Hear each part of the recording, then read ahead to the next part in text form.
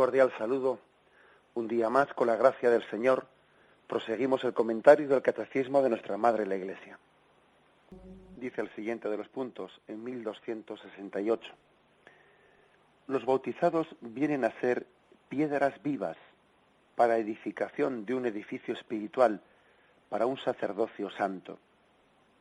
Por el bautismo participan del sacerdocio de Cristo, de su misión profética y real.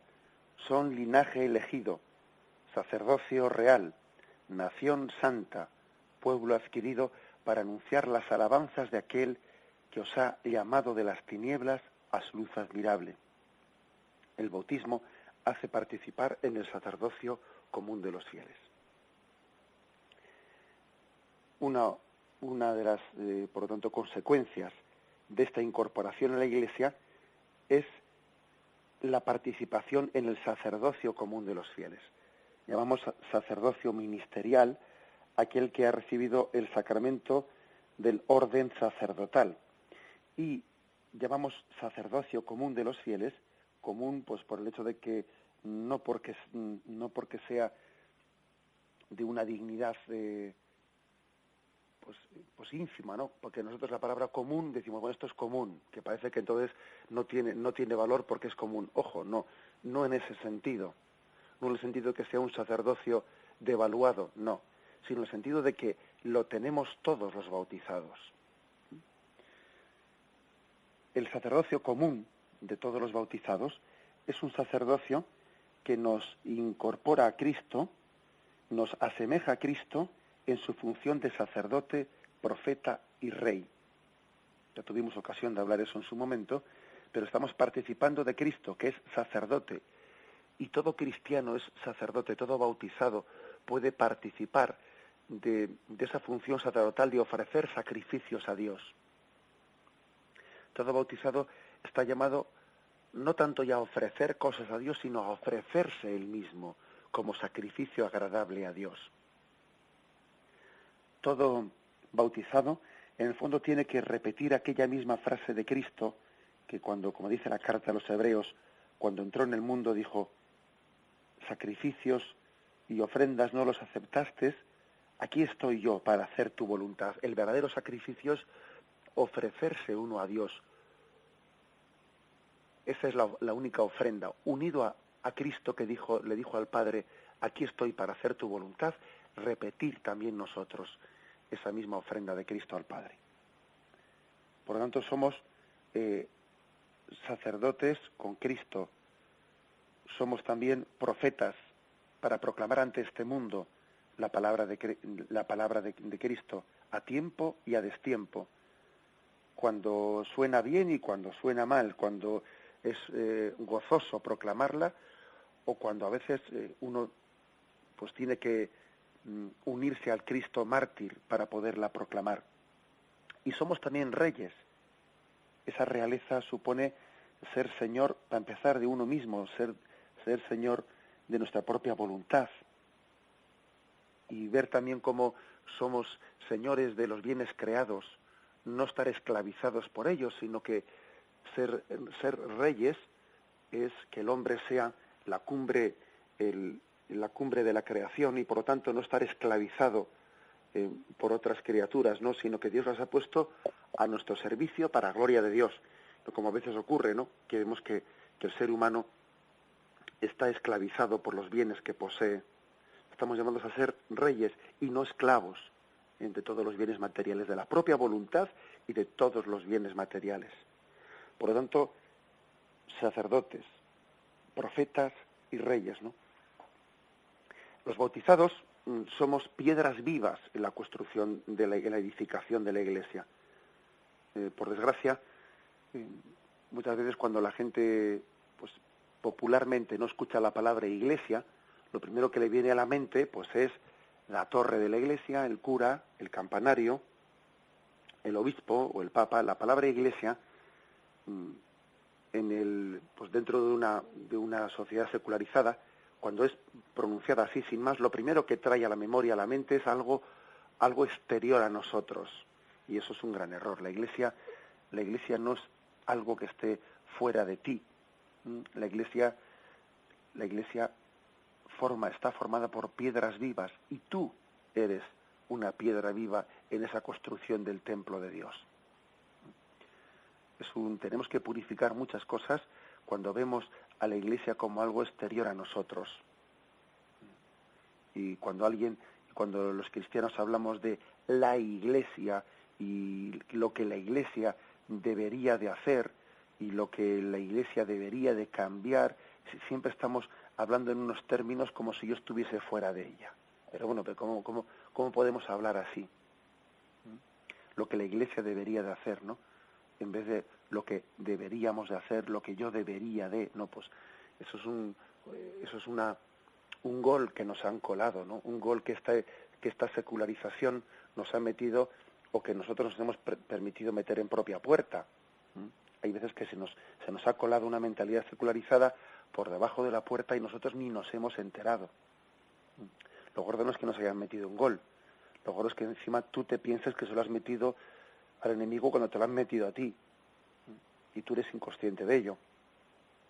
La Iglesia no es algo que esté fuera de ti, distinto a ti mismo. Tú eres una piedra viva en esa construcción de la Iglesia. Y el Señor está echando en falta tu presencia, tu contribución viva a esa construcción del cuerpo místico que es la Iglesia, en la medida en que estés ausente de ello. Por lo tanto, este punto de catecismo insiste en el edificio espiritual que es la Iglesia. Hay un edificio espiritual. Y bueno, acordaros de cómo cuando San Francisco de Asís recibió aquella llamada del Señor: Francisco, construye mi iglesia. Y él en un primer momento se pone a reconstruir aquella ermita que tenía junto a sí, ¿no? Y luego poco a poco fue cayendo en cuenta de que el Señor le estaba pidiendo no ya reconstruir unos muros, sino que Francisco mismo fuese la piedra viva en una reforma de la Iglesia, ¿no? En una purificación de la Iglesia, porque los santos son los eternos reformadores, que están volviendo continuamente, limpiando la cara de nuestra Iglesia. Fijaros cómo de vez en cuando los edificios antiguos de la Iglesia se hace en nuestras catedrales, se les hace pues una reforma, ¿no? para limpiar la piedra, y se montan unos andamios enfrente de la catedral y se limpia la piedra, etcétera, y coge su resplandor primero. Eso es lo que hacen los santos. Los santos lo que hacen es reformar con su santidad la Iglesia desde dentro, y están embelleciendo el rostro de la Iglesia, que con el paso de los años, pues como le pasa también a la piedra, pues es el propio pecado de los miembros que formamos la Iglesia, pues ha ido envejeciendo ese rostro, ¿no? Y vienen los santos y entonces vuelven a embellecer la Iglesia, vuelven a descubrir su rostro primero, como hacemos con las catedrales, que las renovamos y las ponemos en toda su belleza. Eso hacen los santos con la Iglesia, porque ellos, siendo piedras vivas, están rejuveneciendo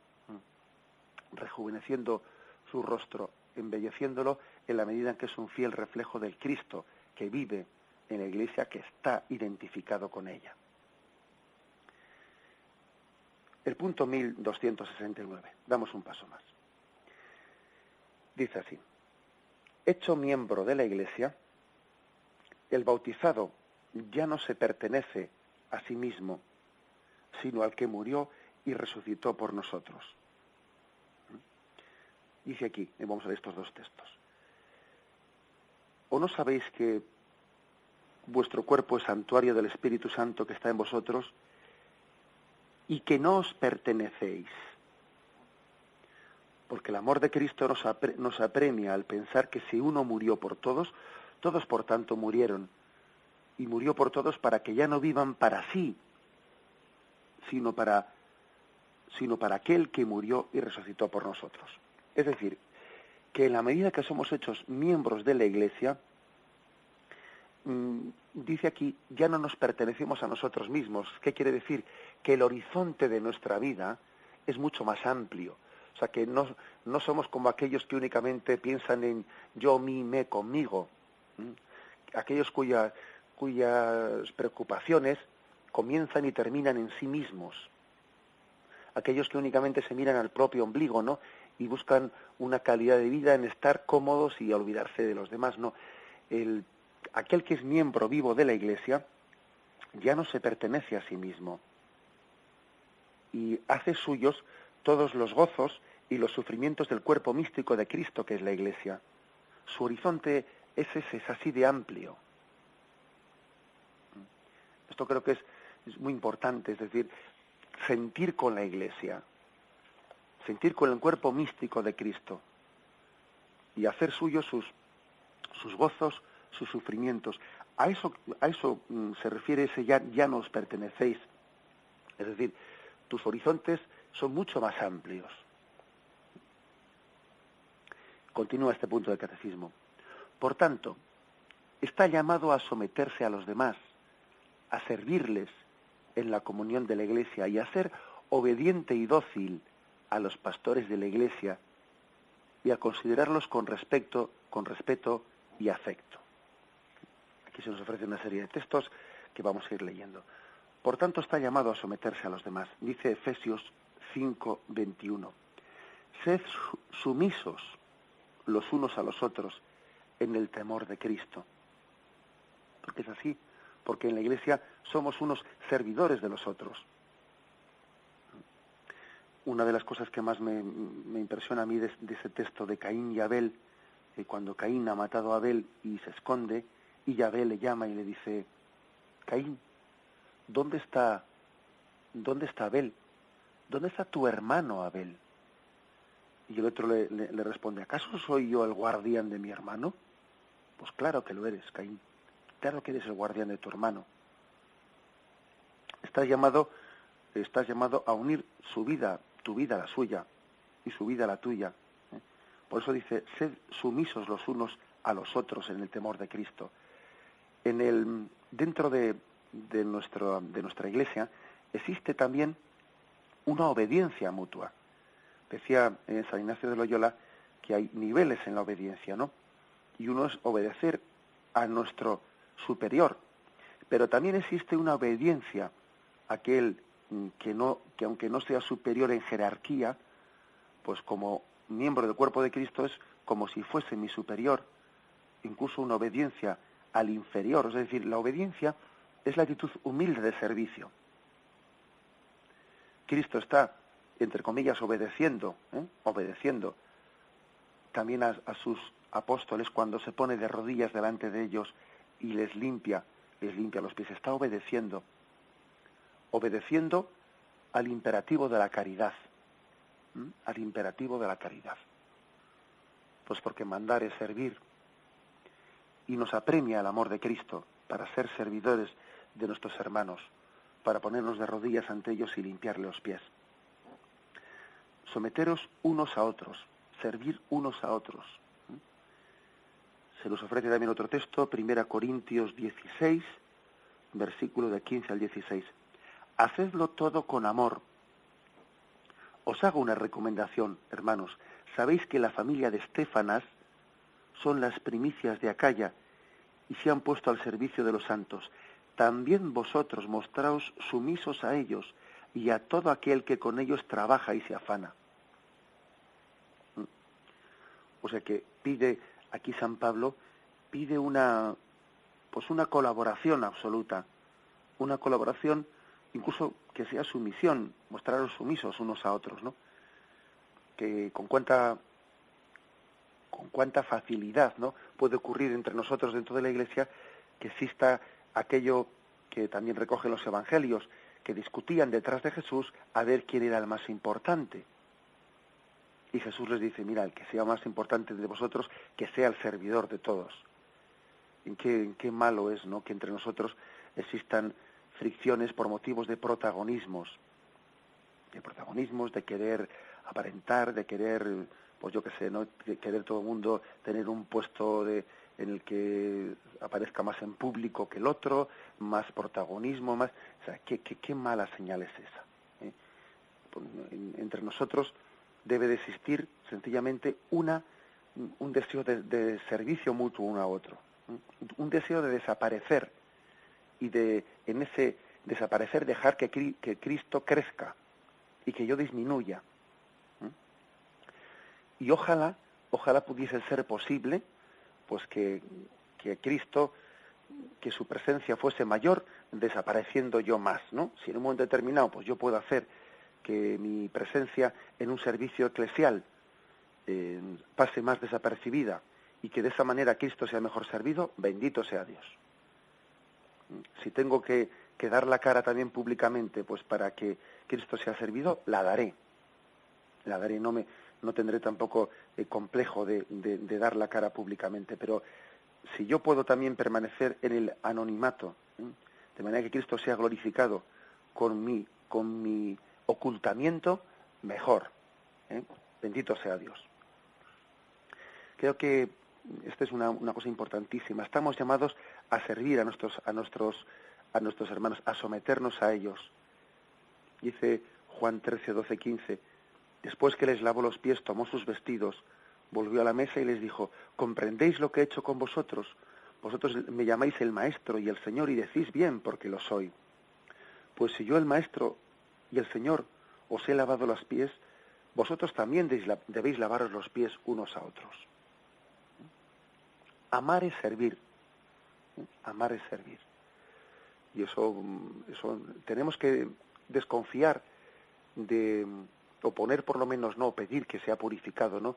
Esas expresiones de supuesto deseo de amar a Dios que no se traducen en formas muy concretas, ¿no? de servicio. O sea, a veces se nos puede llenar la boca de deseos místicos, de amor a Dios, etcétera, etcétera, pero luego, por ejemplo, a la hora de coger la escoba o de coger el trapo de la limpieza o de tal o cual, ahí ya parece que nadie se adelanta a los demás, ¿no? Pues no es señal del buen espíritu.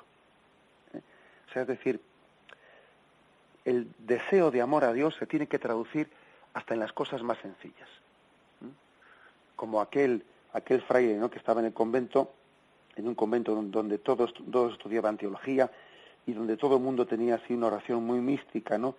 Y decía él, sí, aquí mucho amor a Dios, pero a la hora de coger la escoba siempre somos los mismos. Bueno, pues un poco dicho en broma, ¿no? Pero es cierto de que uno de los verdaderos signos, ¿no?, de que el amor a Dios es verdadero es que se traduzca en una actitud de servicio humilde y abajada, con deseo de desaparecer uno mismo, de ser obediente y dócil. También un signo verdadero es esta docilidad. Hebreos 13:17 dice, obedeced a vuestros dirigentes y someteos a ellos, pues velan sobre vuestras almas como quienes han de dar cuenta de ellas, para que lo hagan con alegría y no lamentándose, cosa que no se traería ventaja alguna. O sea, uno de los signos es la humildad, es la obediencia. Si el Señor nos ha puesto pues unas autoridades en nuestra Iglesia, pues es propio de quien está incorporado al cuerpo místico de Cristo, pues hacer un acto de fe en esa obediencia. O sea, yo obedezco con un acto de fe. Yo tengo un obispo, si yo tengo al Santo Padre, sí, pues yo obedezco con un acto de fe, sabiendo que estoy obedeciendo a Cristo. Y dice por último, 1 Tesalonicenses 5, versículos del 12 al 13, os pedimos, hermanos, que tengáis en consideración a los que trabajan entre vosotros, os presiden en el Señor y os amonestan.